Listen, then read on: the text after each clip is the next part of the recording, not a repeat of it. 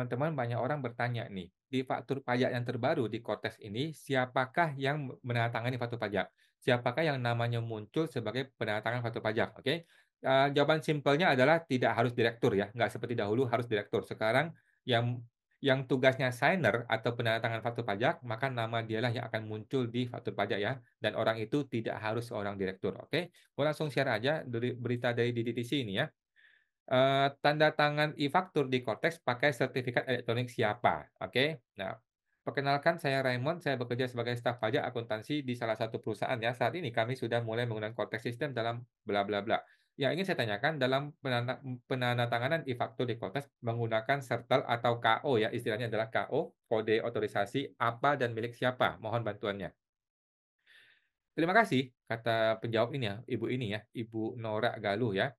Bapak Raymond atas pertanyaannya. Salah satu perubahan dalam proses pembuatan faktur pajak di Konteks adalah penandatanganannya tidak lagi menggunakan sertel milik wajib pajak badan.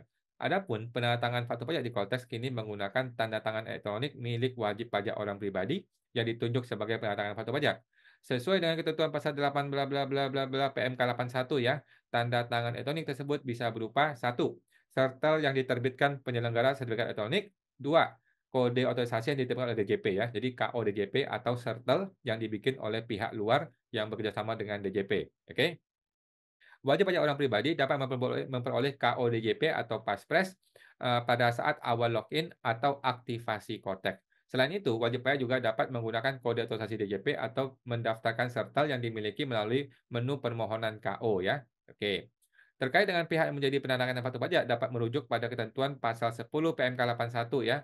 Penandatangan dokumen elektronik termasuk diantaranya faktur pajak dilakukan menggunakan sertel atau KO DJP yang dimiliki oleh antara dua orang ini ya. Yang pertama adalah orang pribadi yang merupakan wakil wajib pajak badan atau orang pribadi selain wakil wajib pajak badan yang ditunjuk untuk menandatangani dokumen elektronik. Oke. Dari pasal 32 ayat 1 Undang-Undang KUP, wakil dari wajib pajak badan adalah pengurus perusahaan ya. Jadi wakil dari badan adalah pengurus perusahaan.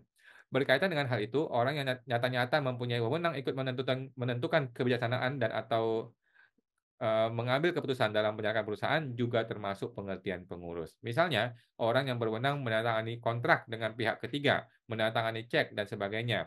Kendati orang itu tidak ada namanya dalam akte notaris ya pendirian perusahaan, maka orang tersebut tetap bisa termasuk dalam pengertian pengurus.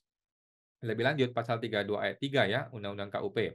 WP Badan juga dapat menunjuk seorang kuasa untuk menjalankan hak dan memenuhi kewajiban perpajakannya ya. Seorang kuasa yang ditunjuk harus memiliki kompetensi tertentu dalam aspek perpajakan ya.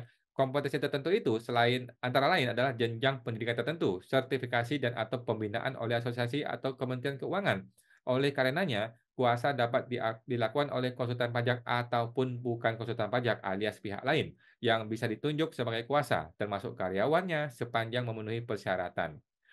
Adapun apabila wajib pajak badan menunjuk seorang kuasa untuk menandatangani faktur pajak ya, maka orang pribadi yang menjadi kuasa itulah juga menandatangani faktur pajak menggunakan sertel atau KO DJP pribadinya dia sendiri ya. Ringkasnya kata dia, penandatanganan faktur pajak kini dilakukan menggunakan sertel atau kode otorisasi DJP milik orang pribadi yang ditunjuk sebagai penandatangan faktur.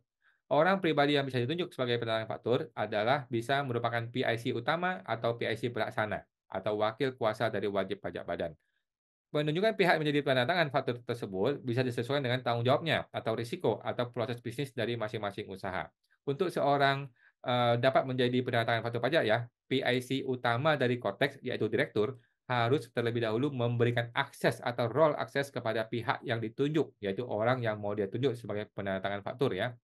Apabila disandingkan, ketentuan tersebut selaras dengan pasal 10 ayat 2 Perdirjan Per 3 2022 ya. Pada intinya, pasal tersebut mengatur bahwa PKP orang pribadi atau pejabat pegawai yang ditunjuk oleh PKP untuk menandatangani faktur pajak merupakan pihak yang namanya telah didaftarkan sebagai penandatangan faktur pajak ya. PKP orang pribadi pegawai yang ditunjuk oleh PKP yang menandatangani faktur itu merupakan PKP orang pribadi atau pejabat pegawai yang namanya telah didaftarkan sebagai penandatangan faktur pajak ya. Bla bla bla ya. Is oke lah ya. Sebagai informasi, bla bla bla. Oke, jadi gitu teman-teman ya.